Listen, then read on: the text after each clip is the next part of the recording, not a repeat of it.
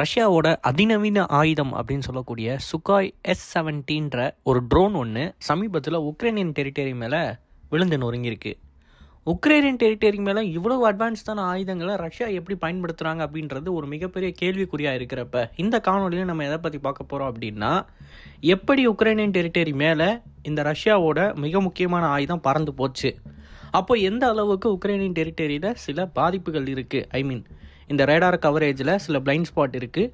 கூடுதலாக ரஷ்யா இந்த ஆயுதத்தை இப்போ உக்ரைனுக்கு மேலே சோதிக்கிறதன் மூலமாக என்ன சொல்ல வராங்க, அண்ட் இந்த வீடியோ அப்படின்றது, அதாவது இந்த ஆயுதத்தை ரஷ்யர்களே சுட்டு வீழ்த்தியிருக்காங்க அண்ட் அந்த ஆயுதம் கீழே விழுந்து நொறுங்கிறது வரைக்கும் நமக்கு வீடியோ கிடச்சிருக்கு. அதையும் டீட்டெயிலாக டிஸ்கஸ் பண்ண போகிறோம். நான் உங்கள் ஆகாஷ், தமிழ் பொக்கிஷம் வணக்கம், டிபி டிஃபென்ஸ். முதல் விஷயம், S-70 அப்படின்னு சொல்லக்கூடிய இந்த ட்ரோன் ஒரு ஸ்டெல்த் ட்ரோன் விமானம். இந்த ட்ரோனை எதற்காண்டி உருவாக்கியிருக்காங்க அப்படின்னா, லாயல் விங்மேன் அப்படின்னு சொல்லக்கூடிய ஒரு கான்செப்டுக்காண்டி தான் உருவாக்கியிருக்காங்க. இந்த கான்செப்டோட அடிப்படை அப்படின்றது, ஒரு போர் விமானம் அப்படின்னு எடுத்துக்கிட்டிங்கன்னா அதை பைலட் பண்ணுறது ஒரு மனிதர் தான். இந்த மனிதரை அந்த போர் விமானத்தோடு சேர்த்து எதிரிகளோட டெரிட்டரிக்குள்ளே அனுப்புகிறப்ப அந்த போர் விமானத்தோட அந்த பைலட்டும் இறந்து போகிறதுக்கு வாய்ப்புகள் இருக்குது. நம்மள நிறைய பேருக்கு தெரியும், மாடர்ன் வார்ஃபேரில் எக்யூப்மெண்ட்டை இழந்தோம் அப்படின்னா அந்த எக்யூப்மெண்ட்டை திரும்ப கொண்டு வரதுக்கு 1-2 வருஷம் மேக்ஸிமம், இல்லை அப்படின்னா ரஷ்யா மாதிரி சில மாதங்கள்லேயே நம்மளால் அந்த எக்யூப்மெண்ட்டை திருப்பி கொண்டு வந்துட முடியும். ஆனால் ஒரு மனிதன் இறந்து போயிட்டான் அப்படின்னா அந்த மனிதனை ரீப்ளேஸ் பண்ணுறதுக்கு குறைஞ்சது உங்களுக்கு 18-20 வருஷமாக தான் ஆகும். ஏன்னா இன்னொரு ஆள் பிறந்து அந்த இடத்த நிரப்பணும் அப்படின்றப்ப ஹியூமன் லாஸஸ் தான் இப்போ இருக்கிற மாடர்ன் காம்பேட்டில் ரொம்ப ரொம்ப காஸ்ட்லியானதுன்றது எல்லாருமே ஒத்துக்கக்கூடிய ஒரு விஷயம். ஸோ அப்படிப்பட்ட இந்த மனிதர்களை நம்ம டேஞ்சரஸான பகுதிகளுக்கு அனுப்பாமல் இந்த மனிதனால் கண்ட்ரோல் பண்ணக்கூடிய இந்த ட்ரோனை அனுப்பலாம் அப்படின்றது தான் இந்த லாயல் விங்மேனோட கான்செப்ட்டு. இந்த லாயல் விங்மேன் தரையிலேருந்து இயங்குற மாதிரி இருக்காது. இந்த லாயல் விங்மேன் ஒரு உண்மையான போர் விமானத்துக்கு துணையாக பறந்துக்கிட்டு இருக்கும். இந்த போர் விமானம் சேஃபான இடத்துல இருந்துட்டு டேஞ்சரஸான பகுதிக்குள்ளே இந்த ட்ரோன் அனுப்பும்.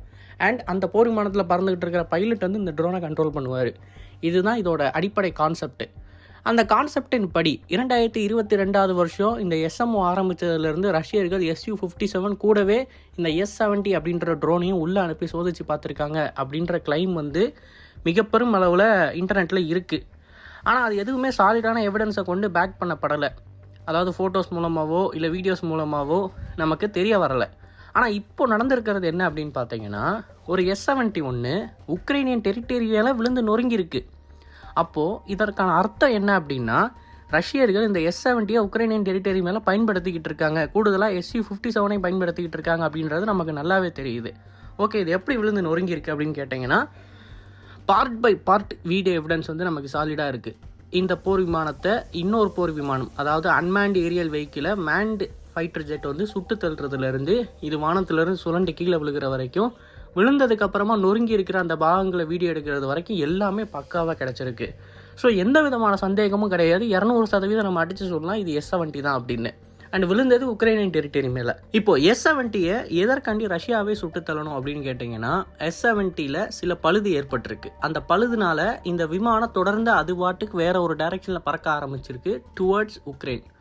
இப்படி பறந்து போகிறதுனால அதை கண்ட்ரோல் பண்ண முடியாதுன்னு தெரிஞ்சதுக்கு அப்புறமா அந்த விமானத்தை ஒரு சேஃபான பகுதியின் மேலே இருக்கிறப்ப சுட்டு தள்ளியிருக்காங்க ரஷ்ய விமானப்படை. முதல் விஷயம், இந்த விமானம் கட்டுப்பாட்டை இழந்து போகிறது அப்படின்றது ஒரு சாதாரணமான விஷயம்தான். மேண்டு ஃபைட்டர் ஜெட்டே ஒரு சில சமயங்களில் கட்டுப்பாட்டை இழந்து போகும்.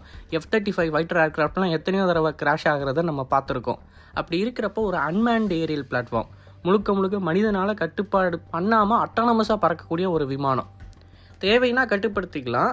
பட் மித்த சமயத்தில் எல்லாம் இதுவே அட்டானமஸாக பறந்துக்கும். அந்த அளவுக்கு ஒரு கேப்பபிள் இருக்கிற விமானம் இந்த மாதிரி கிராஷ் ஆகிறதுன்றது ஒரு சாதாரணமான விஷயம்.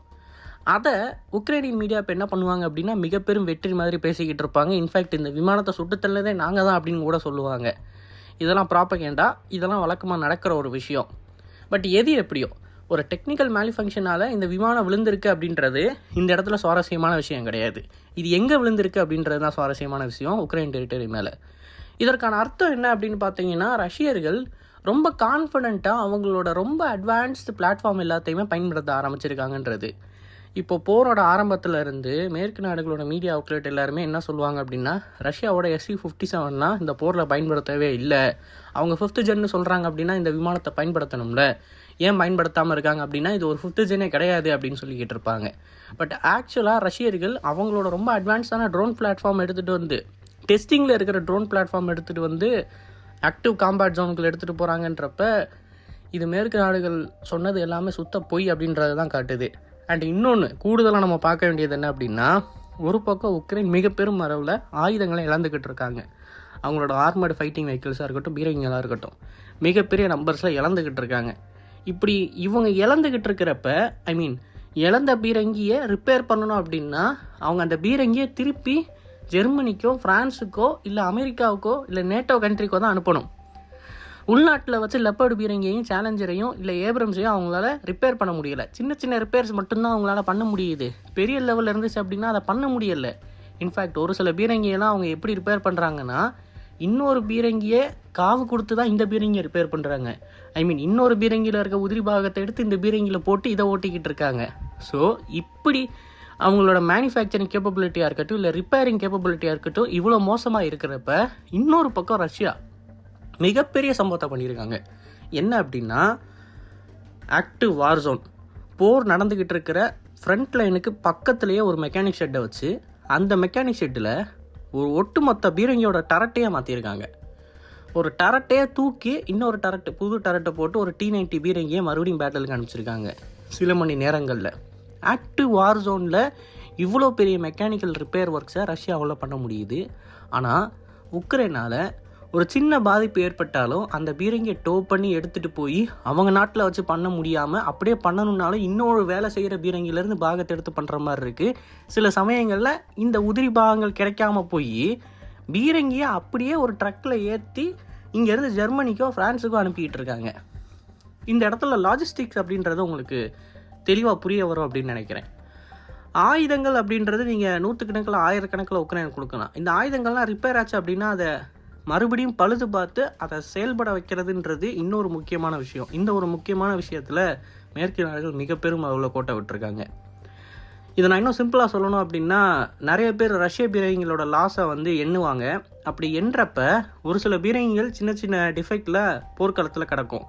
அந்த பீரங்கியை பல நேரங்களில் ரஷ்யா மீட் எடுத்துகிட்டு போய் அதை ரிப்பேர் பண்ணி மறுபடியும் பேட்டிலுக்கு கொண்டு வராங்க. மறுபடியும் அந்த பீரங்கி டேமேஜ் ஆகி அதை அபேண்டன் பண்ணப்படுது. இப்படி கவுண்ட் பண்ணுற அந்த OSINTலாம் இருக்கிறாங்க பார்த்தீங்களா, அவங்களாம் என்ன பண்ணுறாங்கன்னா, டேமேஜ் ஆன அந்த பீரங்கி ரிப்பேர் ஆகி திருப்பி வந்ததை மறுபடியும் கவுண்ட் பண்ணுறாங்க. ஸோ ஒரே பீரங்கியை 2 தடவை கவுண்ட் பண்ணுறாங்க. இப்படியும் நிறைய குளறுபடிகள் இருக்குது. இந்த குளறுபடிகளின் காரணமாக தான் மொத்தமாக எத்தனை ரஷ்ய பீரங்கி வீழ்த்தப்பட்டிருக்கு அப்படின்ற அந்த கவுண்ட் எக்ஸாக்டாக யாராலையும் சொல்ல முடியலை. இப்போது இது இந்த பக்கம் போயிட்டுருக்கிறப்ப, இன்னொரு பக்கம் அட்வான்ஸ்டான ஆயுதங்கள் எல்லாத்தையுமே எடுத்துகிட்டு சோதிக்கிறாங்க அசால்ட்டாக உக்ரைன் ஏர் ஸ்பேஸ்க்குள்ளேயே கொண்டு போய். ஸோ வெளிப்படையாகவே இங்கே என்ன நடக்குது அப்படின்னு பார்த்தீங்கன்னா, மேற்கு நாடுகள் அவங்க சொல்கிறது எல்லாமே பொய், அவங்க இஷ்டத்துக்கு அளந்து விட்றாங்க அப்படின்றது வெளிப்படையாக நமக்கு தெரியுது. Su-57 S-70 அப்படின்ற அந்த ப்ரோட்டோடைப்பெல்லாம் இன்னும் 2-3 வருஷம் ஆகணும்.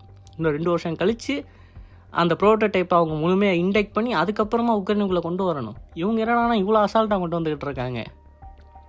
ஸோ இது தெளிவாக ஒரு விஷயத்தை காட்டுது. அதாவது 2ஆம் உலகப் போரில் அமெரிக்காவும் ஜப்பானும் எப்படி சண்டை போட்டாங்களோ அதே மாதிரி தான் இந்த உக்ரைனும் ரஷ்யாவும் சண்டை போட்டுக்கிட்டு இருக்கு.